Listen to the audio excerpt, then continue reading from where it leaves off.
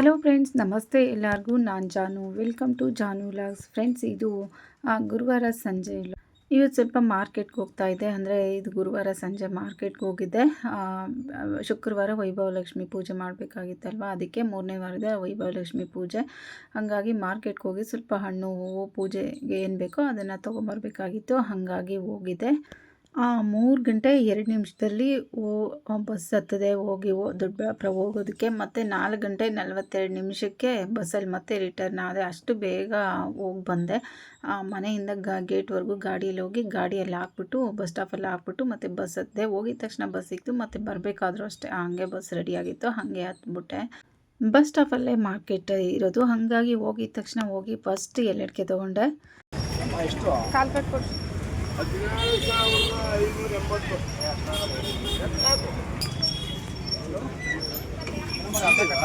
ಕಾಲು ಕೊಡ್ರಿ.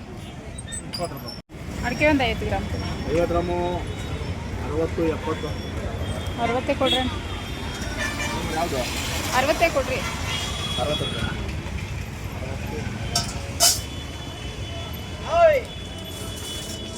ಫಸ್ಟ್ ಎಲ್ಲಡಿಕೆನೇ ಸಿಗೋದು. ಎಲ್ಲಡಿಕೆನೇ ತೊಗೊಂಬಿಟ್ಟೆ. ಹಾಗೆ ಒಳಗಡೆ ಹೋಗಿ ಹಣ್ಣು ಹೂವು ತುಳಸಿ ಏನು ಮಲ್ಲಿಗೆ ಹೂವು ಮತ್ತು ಕಣಗಿಲೆ ಹೂವು ಎಲ್ಲ ತೊಗೊಂಡು ನೋಡಿ ಬಸ್ಸಲ್ಲಿ ಕೂತಿದ್ದೀನಿ. ಒಂದು 20 ನಿಮಿಷಕ್ಕೆಲ್ಲ ಎಲ್ಲ ಶಾಪಿಂಗ್ ಮಾಡ್ಕೊಂಬಂದ್ಬಿಟ್ಟೆ. ನೋಡಿ ತಾವರೆ ಅಂತೂ ತುಂಬ ಚೆನ್ನಾಗಿರೋದು ಸಿಕ್ತು, ಫ್ರೆಶ್ ಆಗಿತ್ತು. ನೋಡಿ ಈ ಥರ ಫೋಲ್ಡ್ ಮಾಡಿ ಇಟ್ಟಿದ್ರು, ಚೆನ್ನಾಗಿತ್ತು. ತಾವರೆ ಹೂವು ಮಾತ್ರ ಸಖತ್ತಾಗಿತ್ತು. ತಾವರೆ ಹೂವು ತೊಗೊಂಡು ಮಲ್ಲಿಗೆ ಹೂವು ತುಳಸಿ ಕಣಗಿಲೆ ಹೂವು ಸೇವಂತಿಗೆ ರೋಸು ಎಲ್ಲ ಮತ್ತು 1/4 kg ಗುಂಡು ಮಲ್ಲಿಗೆ ಎಲ್ಲ ತೊಗೊಂಡು ನೋಡಿ ಬಸ್ಸಲ್ಲಿ ಕೂತಿದ್ದೀನಿ. ಮತ್ತು ರಿಟರ್ನ್ ಮನೆಗೆ ವಾಪಸ್ ಬರ್ತಾ ಇದ್ದೀನಿ. ಬಸ್ ಎಲ್ಲ ಖಾಲಿ ಇತ್ತು. ಹಾಗೆ ಎಲ್ಲ ತೊಗೊಂಡು ಬಂದೆ ಬಸ್ ಸ್ಟಾಪ್ಗೆ. ಹಾಗೆ ಬಸ್ ಇತ್ತು, ಬಸ್ಸಲ್ಲಿ ಹತ್ತಿ ಕೂತ್ಕೊಂಡೆ. ಮನೆಗೆ ಬರೋಷ್ಟರಲ್ಲಿ 5 ಗಂಟೆ ಅಷ್ಟರಲ್ಲಿ ಬಂದುಬಿಟ್ಟೆ. 5 ಗಂಟೆ ಎಲ್ಲ 4:15 ಏನೋ ಆಗಿತ್ತು, ಅಷ್ಟರಲ್ಲಿ ಬಂದುಬಿಟ್ಟೆ. 1 ಅವರಲ್ಲಿ ಹೋಗಿ ಬಂದುಬಿಟ್ಟೆ. ಸಾಂಬ್ರಾಣಿ ಧೂಪ ಮತ್ತು ಜೊನ್ನೆ ಇನ್ನೂ ಅದೆಲ್ಲ ಬೇಕಿತ್ತು. ಮತ್ತು ಗೆಜ್ಜೆ ವಸ್ತ್ರ ಎಲ್ಲ ಒಂದೊಂದು ದಿನ ಹೋಗಿ ಒಂದೊಂದು ಮರ್ತ್ಬಿಟ್ಟು ಬರ್ತಾಯಿದ್ದೆ. ಇವತ್ತಂತೂ ಜ್ಞಾಪಿಸ್ಕೊಂಡು ಎಲ್ಲ ತೊಗೊಂಬಂದೆ. 1-2 ಐಟಮ್ ಆದರೂ ಮರ್ತ್ಬಿಟ್ಟು ಬರ್ತಿದ್ದೆ. ಪ್ರತಿ ವಾರ ಹೋಗ್ತಿದ್ದೀನಿ. ಈ ನಡುವೆ ಏನಾದರೂ ಮರ್ತು ಬರ್ತಿದ್ದೆ. ಈ ಸಾರಿ ಎಲ್ಲ ಜ್ಞಾಪಿಸ್ಕೊಂಡು ಕ್ಲೀನಾಗಿ ಎಲ್ಲಿ ಏನು ಬೇಕೋ ಎಲ್ಲ ತೊಗೊಂಬಂದಿದ್ದೀನಿ. ನೋಡಿ, ಇದೇ ದೊಡ್ಡಬಳ್ಳಾಪುರ ಮಾರ್ಕೆಟ್ ಬಸ್ ಸ್ಟಾಪ್ ಹತ್ರನೇ ಎದುರುಗಡೆ. ಯಾರಾದರೂ ನೋಡಿಲ್ಲ ಅಂದರೆ ನೋಡಿ, ದೊಡ್ಡಬಳ್ಳಾಪುರ ಬಸ್ ಸ್ಟಾಪ್ ಇದು.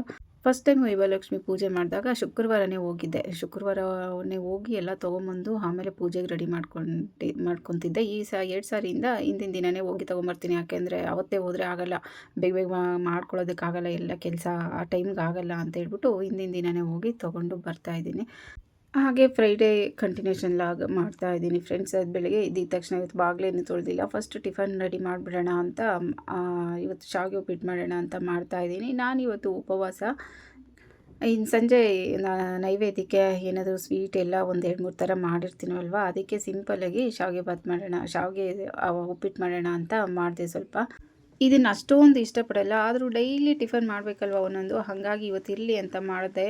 ಇನ್ನು ನಾನು ಇದನ್ನು ಹೇಗಪ್ಪ ಮಾಡ್ತೀನಿ ಅಂತ ಸ್ವಲ್ಪ ತುಪ್ಪ ಅಥವಾ ಎಣ್ಣೆ ಹಾಕಿ ಶಾವಿಗೆನ ಸ್ವಲ್ಪ ಫ್ರೈ ಮಾಡಿ ಇಟ್ಕೊಂಡ್ಬಿಡ್ತೀನಿ. ಆಮೇಲೆ ಎಣ್ಣೆ ಹಾಕಿ ಸಾಸಿವೆ ಕರಿಬೇವು ಹಾಕಿ ಸ್ವಲ್ಪ ಈರುಳ್ಳಿ ಹಾಕಿ ಸ್ವಲ್ಪ ಕಡಲೆಬೇಳೆ ಬೇಕಿದ್ದರೆ ಸ್ವಲ್ಪ ಗೋಡಂಬಿ ಎಲ್ಲ ಹಾಕಿ ಅದನ್ನು ಫ್ರೈ ಮಾಡಿಕೊಂಡು, ಈರುಳ್ಳಿ ಹಾಕಿ ಅದನ್ನು ಫ್ರೈ ಮಾಡಿ ಸ್ವಲ್ಪ ತರಕಾರಿ ಕ್ಯಾರೆಟು ಬೀನ್ಸು ಎಲ್ಲ ಹಾಕಿ ಅದನ್ನು ಸ್ವಲ್ಪ ಫ್ರೈ ಮಾಡಿಕೊಂಡು ನೀರು ಹಾಕ್ಬಿಟ್ಟು ಸ್ವಲ್ಪ ಕಾಯಿಸ್ತೀನಿ. ಇಲ್ಲ ಅಂದರೆ ಬಿಸಿ ನೀರು ಕಾಯಿಸ್ಬಿಟ್ಟು ಹಾಕ್ಕೊತೀನಿ. ಆ ನೀರು ಕುದಿಯುವಾಗ ಹುರಿದಿರೋ ಶಾವಿಗೆನ ಅದರಲ್ಲಿ ಹಾಕಿ ಉಪ್ಪು ಹಾಕ್ಬಿಟ್ಟು ನಮಗೆ ಎಷ್ಟು ಬೇಕೋ ಅಷ್ಟು ಹದವಾಗಿ ಬೇಯಿಸ್ಕೊಂಡ್ರೆ ಶಾವಿಗೆ ಉಪ್ಪಿಟ್ಟು ರೆಡಿ ಆಗುತ್ತೆ.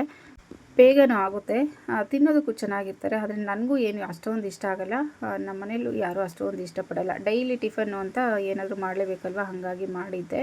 ಟಿಫನ್ನು ಕಾಫಿ ಎಲ್ಲ ಆಯಿತು. ನಾನು ಟಿಫನ್ ಮಾಡಿಲ್ಲ, ಕಾಫಿ ಕುಡಿದ್ಬಿಟ್ಟು ಈಗ ಬಾಗಿಲು ತೊಳಿತಾ ಇದ್ದೀನಿ.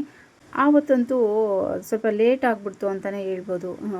ನಾನು ಇವತ್ತು ಬೇಗ ಮಾಡೋಣ ಅಂತ ಅಂದ್ಕೊಂಡು ಮಾಡಿದ್ರೆ ಆವತ್ತೇ ಲೇಟ್ ಆಯಿತು. 3ನೇ ವಾರನ ಸ್ವಲ್ಪ ಲೇಟ್ ಆಗಿಬಿಡ್ತು. ಪೂಜೆ ಎಲ್ಲ ಸ್ಟಾರ್ಟ್ ಮಾಡೋದಕ್ಕೆ ಲೇಟೇ ಆಗಿಬಿಡ್ತು. ತುಂಬ ಕೆಲಸ ಇತ್ತು. ಏನೋ ಪಾತ್ರೆ ಅಂತೂ ಜಾಸ್ತಿ ಬಿದ್ದುಬಿಟ್ಟಿತ್ತು. 1 ಅವರ್ ಮೇಲೆ ತೊಳೆದಿದ್ದೀನಿ ಪಾತ್ರೆ. ಅದು ಎಷ್ಟು ಪಾತ್ರೆ ಅಷ್ಟೊಂದು ಅದು ಹೇಗಾಯಿತು ಏನೋ ಗೊತ್ತಿಲ್ಲ. ಅಷ್ಟೊಂದು ಪಾತ್ರೆ ಇತ್ತು. ತುಪ್ಪ ಕಾಯಿಸಿದ್ದೆ, ಅದು ಬೆಣ್ಣೆ ಹಾಕಿದ್ದು, ಕೆನೆ ಹಾಕಿದ್ದು ಮತ್ತು ತುಪ್ಪ ಕಾಯಿಸಿದ್ದು, ಅದು ಎಲ್ಲ ಹಾಲು ಕಾಯಿಸಿದ್ದು, ಟೀ ಪಾತ್ರೆ ಬೇಜಾನ್ ಪಾತ್ರೆ ಬಿದ್ದುಬಿಟ್ಟಿತ್ತು. ಫ್ರೈಡೇ ಅಂತೂ 1.5 ಅವರ್ ತೊಳೆದಿದ್ದೀನಿ ಅದನ್ನು. ಮತ್ತು ದೇವಸ್ಥಾನ ಬೇರೆ ಕ್ಲೀನ್ ಮಾಡ್ಕೊಬೇಕಲ್ವ ಸ್ನಾನ ಮಾಡಿಕೊಂಡು, ಹಾಗಾಗಿ ಅದೇ ಜಾಸ್ತಿ ಟೈಮ್ ಹಿಡ್ಬಿಡ್ತು ಅಂತಲೇ ಹೇಳ್ಬೋದು. ಅಲ್ಲಿಗೂ ಹೂವೆಲ್ಲ ರಾತ್ರಿನೇ ಕಟ್ಟಿಟ್ಕೊಂಡೆ, ಅದೇನು ವಿಡಿಯೋ ಏನು ಮಾಡಿಲ್ಲ ಫ್ರೆಂಡ್ಸ್. ಹೂವು ಇನ್ನೂ ಸ್ವಲ್ಪ 1/4 kg ತಂದಿದೆ, ಇನ್ನೂ ಸ್ವಲ್ಪ ಕಟ್ಟೋದಕ್ಕೆ 11:30ವರೆಗೂ ಕಟ್ಟಿದೆ. ರಾತ್ರಿ ಆಗಲಿಲ್ಲ, ಇನ್ನೂ ಸ್ವಲ್ಪ ಹಾಗೇ ಇದೆ, ಕಟ್ಟಲೇ ಇಲ್ಲ. ಶನಿವಾರ ಮನೆ ದೇವ್ರಿಗೆ ಹೋಗೋಣ ಅಂತ ಅಂದ್ಕೊಂಡ್ವಿ, ಹೋಗಲಿಲ್ಲ. ಹೂವು ಹಾಗೇ ಇದೆ, ಫ್ರಿಜ್ಜಲ್ಲಿ ಇಟ್ಟಿದ್ದೀನಿ. ಇನ್ನು ನಮ್ಮ ಬಾಗಿಲಲ್ಲಿ ಕೋಳಿ ಎಲ್ಲ ಓಡಾಡ್ತಿರುತ್ತೆ, ಅದೆಲ್ಲ ಸ್ವಲ್ಪ ಗಲೀಜು ಮಾಡಿಬಿಡುತ್ತೆ. ಹಾಗಾಗಿ ಡೈಲಿ ಈ ಥರ ಉಜ್ಜಿ ತೊಳಿಬೇಕು. ಹಂಗಾಗಿ ಬಾಗಿಲು ತೊಳೆಯೋದು ಸ್ವಲ್ಪ ಕೆಲಸ, ಸ್ವಲ್ಪ ಟೈಮ್ ತೊಗೊಂಡ್ಬಿಡುತ್ತೆ ಅಂತಲೇ ಹೇಳ್ಬೋದು. ನಾನು ಬಾಗಿಲು ತೊಳೆದಿದ ತಕ್ಷಣ ಹಂಗೆ ಅರಿಶಿನ ಕುಂಕುಮ ರಂಗೋಲಿ ಹಾಕಿ ಹೂವನ್ನು ಇಟ್ಬಿಡ್ತೀನಿ. ಸ್ನಾನ ಮಾಡಿಕೊಂಡು ಅಂತ ಇಡೋದು ಅಂತ ಏನೂ ಇಲ್ಲ. ಯಾವಾಗ ಬಾಗಿಲು ತೊಳಿತೀನೋ ಆವಾಗ ಇಟ್ಬಿಡ್ತೀನಿ. ನಾನು ಇದ್ರ ಬಗ್ಗೆ ಲಾಸ್ಟ್ ವಿಡಿಯೋಯಲ್ಲಿ ಹೇಳಿದ್ದೀನಿ. ನಾವು ಫಸ್ಟಿಂದ ಹಾಗೆ ಇನ್ನು ಸ್ನಾನ ಮಾಡೋವರೆಗೂ ಸ್ನಾನ ಬೆಳಗ್ಗೆನೇ ಮಾಡೋದಕ್ಕಾಗಲ್ಲ, ಬಾಗಿಲು ಇನ್ನು ಮಧ್ಯಾಹ್ನ ಆ ಥರ ತೊಳೆಯೋದಕ್ಕಾಗಲ್ಲ. ಬಾಗಿಲು ಬೆಳಗ್ಗೆನೇ ತೊಳೆದ್ರೇ ಲಕ್ಷಣ. ನಾವು ಸ್ನಾನ ಬೆಳಗ್ಗೆನೇ ಪ್ರತಿದಿನ ಬೆಳಗ್ಗೆನೇ ಸ್ನಾನ ಮಾಡ್ಕೊಳ್ಳೋದಕ್ಕಂತೂ ಸಾಧ್ಯನೇ ಇಲ್ಲ. ಅಂದರೆ ಇರೋ ಬರೋ ಕೆಲಸ ಎಲ್ಲ ಬಿಟ್ಬಿಟ್ಟು ಫಸ್ಟೇ ಸ್ನಾನ ಮಾಡ್ಕೊಳ್ಳೋದಕ್ಕಾಗಲ್ಲ. ಹಾಗಾಗಿ ಬಾಗಿಲು ತೊಳೆದಿದ ತಕ್ಷಣ ಅರಿಶಿನ ಕುಂಕುಮ ಹೂವು ರಂಗೋಲಿ ಎಲ್ಲ ಇಟ್ಬಿಡ್ತೀನಿ. ಇವತ್ತು ದೊಡ್ಡದಾಗಿ ರಂಗೋಲಿ ಹಾಕೋಣ ಅಂತ ಹಾಕ್ತಿದ್ನ, ಆ ಚುಕ್ಕಿ ಏನೋ ಕಡಿಮೆ ಇಟ್ಟಿದ್ದೀನಿ. ಅರ್ಧ ರಂಗೋಲಿ ಹಾಕಿದ್ದೀನಿ, ಮತ್ತೆ ನೋಡಿದ್ರೆ ಅದೆಲ್ಲ ರಂಗೋಲಿ ಸರಿಯೇ ಬರಲಿಲ್ಲ, ತಪ್ಪಾಗ್ಬಿಡ್ತು. ಅದಕ್ಕೆ ನೀರು ಹಾಕ್ಬಿಟ್ಟೆ. ನೀರು ಹಾಕಿ ಮತ್ತೆ ಒಂದು ಚಿಕ್ಕದು ಹಾಕಿದೆ. ಅದು ನೀರು ಹಾಕಿ ಸ್ವಲ್ಪ ಹೊತ್ತು ಬಿಟ್ಟೆ, ನೀರೆಲ್ಲ ಹೋಗಲಿ ಅಂತ. ನೀರಲ್ಲಿ ಹಾಕಿದ್ರೆ ನೀರು ಸಮೇತ ರಂಗೋಲಿ ಪುಡಿ ಹೋಗ್ತಾ ಇರುತ್ತೆ ಅಂತ ಸ್ವಲ್ಪ ಹೊತ್ತು ಬಿಟ್ಟು ಆಮೇಲೆ ಒಂದು ಚಿಕ್ಕದು ಹಾಕಿದೆ. ನೋಡಿ ದೊಡ್ಡದು ಹಾಕೋಣ ಅಂತ ಎಲ್ಲ ಡಾಟ್ ಎಲ್ಲ ಇಟ್ಟೆ, ಆಗಲಿಲ್ಲ. ಆಮೇಲೆ ಒಂದು ಚಿಕ್ಕದು ಹಾಕಿದೆ. ಅದನ್ನು ವಿಡಿಯೋ ಮಾಡೋದು ಮೋಸ್ಟ್ಲಿ ಮಾಡ್ದಂಗಿಲ್ಲ ಅನಿಸುತ್ತೆ. ಇದು ನೋಡಿ ಬಾಳೆಹಣ್ಣು ನಮ್ಮ ಗಿಡದ್ದೆ, ಮೊನ್ನೆನೇ ಎಲ್ಲ ಗೊನೆ ಎಲ್ಲ ಕಟ್ ಮಾಡಿ ಇಟ್ಟಿತ್ತು. ಸ್ವಲ್ಪ ಇನ್ನು ಈಗ ಪೂಜೆಗೆಲ್ಲ ಆಗುತ್ತೆ ಅಂತ ಇಟ್ಟಿತ್ತು. ಒಂದು ಅರ್ಧ ಗೊನೆನ ಅಳಿಲೇನೋ ತಿನ್ಕೊಂಬಿಟ್ಟಿತ್ತು. ಪಾಪ ಅದು ಹಣ್ಣಾಗಿದ್ದನ್ನು ಅದು ತಿನ್ಕೊತಿತ್ತು. ನಾವು ಲಾಸ್ಟ್ ವೀಕೆ ಅದನ್ನು ಕಟ್ ಮಾಡಬೇಕಾಗಿತ್ತು. ತಿಂತಿತ್ತಲ್ಲ ಅಂತ ಪಾಪ ತಿನ್ಕೊಂಡ್ಲಿ ಅಂತ ಹಾಗೆ ಬಿಟ್ಟಿದ್ವಿ. ಒಂದು 2 ಚಿಪ್ಪು 2.5 ಚಿಪ್ಪಷ್ಟು ತಿನ್ಕೊಂಡಿದ್ವು. ನಾನು ಈಗ ಕಟ್ ಮಾಡ್ಕೊಂಡು, ಅಂದರೆ ಮೊನ್ನೆನೇ ಕಟ್ ಮಾಡ್ಕೊಂಡ್ವಿ. ಹಾಗೆ ನಮ್ಮ ಚಿಕ್ಕಪ್ಪನಿಗೆ 3 ದಿನ ಹಾಲ್ಗೆ ಹೋಗುವಾಗ ಅಲ್ಲಿ ಪೂಜೆಗೆಲ್ಲ ತೊಗೊಂಡು ಹೋಗ್ಬೇಕಲ್ವ, ಹಂಗಾಗಿ ಅಲ್ಲಿಗೂ ಆಗುತ್ತೆ ಅಂತ ಕಟ್ ಮಾಡಿಟ್ಟೆ. ಅಲ್ಲಿಗೆ ಹೋಗೋಷ್ಟರಲ್ಲಿ ಅದು ಹಣ್ಣು ಆಗಲಿಲ್ಲ. ಹಾಗಾಗಿ ಬಾಳೆಹಣ್ಣನ್ನ ಅಂಗಡಿಯಿಂದ ತೊಗೊಂಡೇ ಹೋದೆ. ಇನ್ನು ಇದು ಪೂಜೆಗೂ ಆಗುತ್ತೆ ಅಂತ, ಪೂಜೆಗೆ ಕುಂಕುಮ ಕೊಡೋದಕ್ಕೆ ಎಲ್ಲದಕ್ಕೂ ಆಗುತ್ತೆ ಅಂತ ಕಟ್ ಮಾಡ್ಕೊಂಡಿದ್ದು. ಹಾಗೆ ನಿನ್ನೆ ಎಲ್ಲ ಬಟ್ಟೆ ಒಗೆದಿದ್ದೆ, ಸ್ವಲ್ಪ ಮಿಷಿನ್ಗೆ ಹಾಕಿದ್ದೆ. ಸ್ವಲ್ಪ ಇದನ್ನೆಲ್ಲ ಹ್ಯಾಂಡ್ ವಾಶ್ ಮಾಡಿದ್ದೆ. ನನಗೆ ಕೈಲಿ ಬಟ್ಟೆ ಹೋದ್ರೆ ಏನೋ ಒಂಥರ ಖುಷಿ, ಕ್ಲೀನ್ ಆಯ್ತಲ್ಲಪ್ಪ ಬಟ್ಟೆ ಅಂತ. ಮಿಷಿನ್ಗೆ ಹಾಕಿದ್ರೆ ನನಗೆ ಯಾಕೋ ಅಷ್ಟೊಂದು ಸ್ಯಾಟಿಸ್ಫ್ಯಾಕ್ಷನ್ನೇ ಆಗೋಲ್ಲ. ಆ ಮಿಷಿನ್ನಲ್ಲಿ ಬಟ್ಟೆನ ಮಿಷಿನ್ಗೆ ಹಾಕಿ ವಾಶ್ ಮಾಡಿದ್ರೆ. ಇದನ್ನೆಲ್ಲ ನೆನ್ನೆ ಕೈಯಲ್ಲೇ ವಾಶ್ ಮಾಡಿದೆ, ಹಂಗಾಗಿ ಖುಷಿ ಆಯಿತು. ನೀಟಾಗಿ ವಾಶ್ ಆಗುತ್ತೆ ಅಲ್ವ ಕೈಯಲ್ಲಿ ವಾಶ್ ಮಾಡಿದ್ರೆ ಅಂತ. ಹಾಗೆ ಎಲ್ಲ ಫೋಲ್ಡ್ ಮಾಡಿ ಇಟ್ಟಿತ್ತು, ಹಾಗೆ ಎಲ್ಲ ಬೀರಲ್ಲಿ ಜೋಡಿಸ್ಕೊಂಡೆ. ಇನ್ನೊಂದೇನಪ್ಪ ಅಂದರೆ ಪೂಜೆ ಮಾಡುವಾಗ ಒಗೆದಿರೋ ಬಟ್ಟೆ ಒಗೆಯೋ ಬಟ್ಟೆ ಏನೂ ಮನೇಲಿ ಇರಬಾರ್ದು, ನೀಟಾಗಿರಬೇಕು ಮನೆ. ಹಂಗಾಗಿ ಎಲ್ಲ ಕ್ಲೀನ್ ಮಾಡಿಕೊಂಡೆ. ಬರೋ ಬಟ್ಟೆ ಎಲ್ಲ ಜೋಡಿಸಿಟ್ಟೆ. ಏನು ವಾಶ್ ಮಾಡಿದ್ದೆಲ್ಲ ನೆನ್ನೆನೇ ವಾಶ್ ಮಾಡಿಬಿಟ್ಟೆ. ಹಂಗಾಗಿ ಎಲ್ಲ ಕ್ಲೀನ್ ಮಾಡ್ಕೊತಾ ಇದ್ದೀನಿ ನೀಟಾಗಿ, ಇಲ್ಲಿ ಪೂಜೆ ಸಮಯ ಅಷ್ಟೊತ್ತಿಗೆ ಅಂತ. ಹಾಗೆ ಸ್ಯಾರಿನೂ ಇದು ಲಾಸ್ಟ್ ವೀಕು ಹಾಕ್ಕೊಂಡಿದ್ದಿದ್ದು ಸ್ಯಾರಿ ಪೂಜೆಗೆ, green colour sari last week ಹಾಕ್ಕೊಂಡಿದ್ದು. ಇನ್ನು ಇವತ್ತು ಯಾವ್ದು ಉಟ್ಕೊಳ್ಳಿ ಅಂತ ಯೋಚನೆ ಮಾಡ್ತಾ ಇದ್ದೆ. ಪೂಜೆಗೆ ಯಾವ ಕಲರ್ ಯಾವ್ದು ಉಟ್ಕೊಳ್ಳಿ ಅಂತ ನೋಡ್ತಿದ್ದೆ. ಲಾಸ್ಟಿಗೆ ಒಂದು ಪಿಂಕ್ ಕಲರ್ ಸ್ಯಾರಿ, ಇದನ್ನು ಹಾಕಿ ತುಂಬ ದಿನ ಆಗಿತ್ತಲ್ಲ ಅಂತ ಪಿಂಕು ಮತ್ತು ಸಿಲ್ವರ್ ಕಲರ್ ಬ್ಲೌಸು ಆ ಸ್ಯಾರಿನ ಹಾಕ್ಕೊಂಡಿದ್ದೆ. ಫ್ರೆಂಡ್ಸ್ ಇವತ್ತು ಅಷ್ಟೇ ವಿಡಿಯೋನೇ ಮಾಡಲಿಲ್ಲ, ಪೂಜೆ ಮಾಡಿದ್ದೆ ಎಲ್ಲ ರೆಡಿ ಮಾಡ್ಕೊಂಡು ಅಷ್ಟರಲ್ಲಿ ನಮ್ಮ ಮನೇಲಿ ಬಂದಿರಲಿಲ್ಲ. ಹಾಗಾಗಿ ಸ್ವಲ್ಪ ಪೂಜೆ ಮಾಡುವಾಗ ಏನು ವಿಡಿಯೋ ಮಾಡೋಕ್ಕೆ ಹೋಗಲಿಲ್ಲ. ಹಾಗೆ ಬೆಡ್ಶೀಟು ಬೆಡ್ ಕಾಟ್ ಎಲ್ಲ ಚೇಂಜ್ ಮಾಡಿದೆ. ಮತ್ತು ರಂಗೋಲಿ ಇದು ಹಾಕಿದ್ದೆ ಸಿಂಪಲ್ಲಾಗಿ, ಅದನ್ನು ನಾನು ವಿಡಿಯೋ ಮಾಡಿಲ್ಲ ಅಂತ ಅಂದ್ಕೊಂಡೆ, ಇತ್ತು ಸ್ವಲ್ಪ. ಹಂಗಾಗಿ ಸಿಂಪಲ್ ದೊಡ್ಡ ರಂಗೋಲಿ ಹಾಕ್ಬಿಟ್ಟು ಮತ್ತು ಸಿಂಪಲ್ಲಾಗಿ ಹಾಕಂಗಾಯಿತು. ಎಷ್ಟೊತ್ತು ಟೈಮ್ ವೇಸ್ಟ್ ಮಾಡಿದ್ದೆ ಆ ರಂಗೋಲಿ ಹಾಕೋದಕ್ಕೋಸ್ಕರ. ಹಾಗೆ ಸ್ನಾನ ಮಾಡಿಕೊಂಡು ಬಂದು ಈಗ ದೇವ್ರ ಮನೆಯೆಲ್ಲ ಕ್ಲೀನ್ ಮಾಡಿ ಇಟ್ಬಿಡೋಣ ಅಂತ ಇಷ್ಟೆಲ್ಲ ಮಾಡೋಷ್ಟರಲ್ಲಿ ಫ್ರೆಂಡ್ಸ್ 2 ಗಂಟೆನೇ ಆಗೋಯ್ತು. ಈಗ ದೇವ್ರ ಮನೆ ಲಾಸ್ಟ್ ವೀಕ್ ಇಟ್ಟಿದ್ದೆಲ್ಲ ನೋಡಿ ಈ ಸೈಡೆಲ್ಲ ಇಟ್ಟಿದ್ದೀನಿ. ಏನೇನು ಇಟ್ಟಿದ್ನೋ ಅದನ್ನೆಲ್ಲ ದೇವ್ರ ಮನೆಯಲ್ಲೇ ಇಟ್ಟಿದ್ದೀನಿ. ಹಂಗಾಗಿ ದೀಪ ಅಲ್ಲಿ ತುಪ್ಪ ಎಲ್ಲ ಇತ್ತು, ಹಂಗೆ ಅದನ್ನು ಉರ್ಸೋಣ ಅಂತ ಹಾಗೆ ಇಟ್ಟಿದ್ದೆ. ಎಲ್ಲ ಅದಕ್ಕೆ ನೆನ್ನೆ ಬೇರೆ ಎಲ್ಲ ಕ್ಲೀನ್ ಆಗಿದೆ. ಗುರು ಪೌರ್ಣಿಮೆಗೂ ಎಲ್ಲ ಕ್ಲೀನ್ ಮಾಡಿತ್ತು ದೇವ್ರ ಮನೆ. ಹಂಗಾಗಿ ಇವತ್ತು ಹೂವೆಲ್ಲ ತೆಗೆದು ಹೂವು ಚೇಂಜ್ ಮಾಡಿ, ಮತ್ತು ಈಗ ಪೂಜೆಗೆ ಬಳಸೋದನ್ನೆಲ್ಲ ವಾಶ್ ಮಾಡ್ಕೊಬೇಕು. ದೀಪ ಮತ್ತು ಉದ್ದಣಿಗೆ, ತಟ್ಟೆ ಪ್ರತಿಯೊಂದನ್ನು ಎಲ್ಲದನ್ನು ಕ್ಲೀನ್ ಮಾಡ್ಕೊಬೇಕು. ಹಾಗೆ ಹೂವೆಲ್ಲ ಕ್ಲೀನ್ ಮಾಡಿ ಹೂವೆಲ್ಲ ಚೇಂಜ್ ಮಾಡಿದೆ. ಹೂವೆಲ್ಲ ತೆಗೆದು ಮತ್ತು ಹೊಸ ಹೂವನ್ನ ಹಾಕಿದೆ. ದೇವ್ರ ಮನೆಯಲ್ಲೆಲ್ಲ ಕ್ಲೀನ್ ಮಾಡಿ ಎಣ್ಣೆ ಬತ್ತಿ ಹೂವು ಎಲ್ಲ ಇಟ್ಟು ರೆಡಿ ಮಾಡಿ ಆಮೇಲೆ ಈಗ ವೈಭವಲಕ್ಷ್ಮಿ ಪೂಜೆಗೆ ಬೇಕಾಗಿರೋವಂಥ ಸಾಮಾನೆಲ್ಲ ತೊಳ್ಕೊಂಬಂದು ಅದಕ್ಕೆ ರೆಡಿ ಮಾಡ್ತಾ ಇದ್ದೀನಿ. ತೊಳೆದು ಎಲ್ಲ ಒರೆಸಿ ಬಟ್ಟೆಲ್ಲ ಇಟ್ಟು ಬತ್ತಿ ಹಾಕಿ ಎಣ್ಣೆ ಹಾಕಿ ಎಲ್ಲ ರೆಡಿ ಮಾಡಿ ಇಟ್ಟೆ. ಈಗ ನೈವೇದ್ಯಕ್ಕೆ ಕೋಸಂಬರಿ ಮಾಡೋಣ ಅಂತ ಕೋಸಂಬರಿನ ನೆನೆಸ್ತಾ ಇದ್ದೀನಿ, ನೆನೆ ಹಾಕಿ ಇಟ್ಟಿದ್ದೀನಿ. ಹಾಗೆ ನೈವೇದ್ಯ ಮಾಡುವಾಗ ಸ್ಟವ್ ಎಲ್ಲ ಒರೆಸಿ ಅದಕ್ಕೂ ಅರಿಶಿನ ಕುಂಕುಮ ಹೂವು ಎಲ್ಲ ಇಟ್ಟು ಪೂಜೆ ಮಾಡಿ ಆಮೇಲೆ ಸ್ಟವ್ ಮೇಲೆ ನೈವೇದ್ಯ ಮಾಡೋದು. ಹಾಗಾಗಿ ಅರಿಶಿನ ಕುಂಕುಮ ಹೂವು ಎಲ್ಲ ಇಟ್ಟು ನಮಸ್ಕಾರ ಮಾಡಿ ಸ್ಟವ್ಗೂ ಆಮೇಲೆ ನೈವೇದ್ಯ ಮಾಡೋಕ್ಕೆ ರೆಡಿ ಮಾಡಿದೆ. ಇವತ್ತು ನೈವೇದ್ಯಕ್ಕೆ ಕೋಸಂಬರಿ ಮತ್ತು ಸ್ವಲ್ಪ ಮೊಸರನ್ನ ಮತ್ತು ಶಾವಿಗೆ ಪಾಯಸ ಮಾಡೋಣ ಅಂತ ಅಂದ್ಕೊಂಡಿದ್ದೀನಿ. ಫಸ್ಟ್ ಅನ್ನಕ್ಕೆ ಇಡ್ತಾಯಿದ್ದೀನಿ, ಉಪ್ಪು ಹಾಕದೆ ಅನ್ನ ಮಾಡೋಣ ಅಂತ ಮಾಡ್ತಿದ್ದೀನಿ. ಹಾಗೆ ನಮಗೂ ರಾತ್ರಿ ಊಟಕ್ಕೆ ಒಂದೇ ಸಾರಿ ಅನ್ನನ ಮಾಡ್ತಾಯಿದ್ದೀನಿ. ಏನು ಒಂದಿನ ಉಪ್ಪು ಹಾಕದೆ ತಿಂದರೆ ಏನೂ ಆಗಲ್ವಲ್ಲ, ಹಾಗಾಗಿ ಇಬ್ಬರಿಗೂ ದೇವ್ರಿಗೂ ನಮಗೂ ಒಂದೇ ಸಾರಿ ಮಾಡ್ತಾಯಿದ್ದೀನಿ.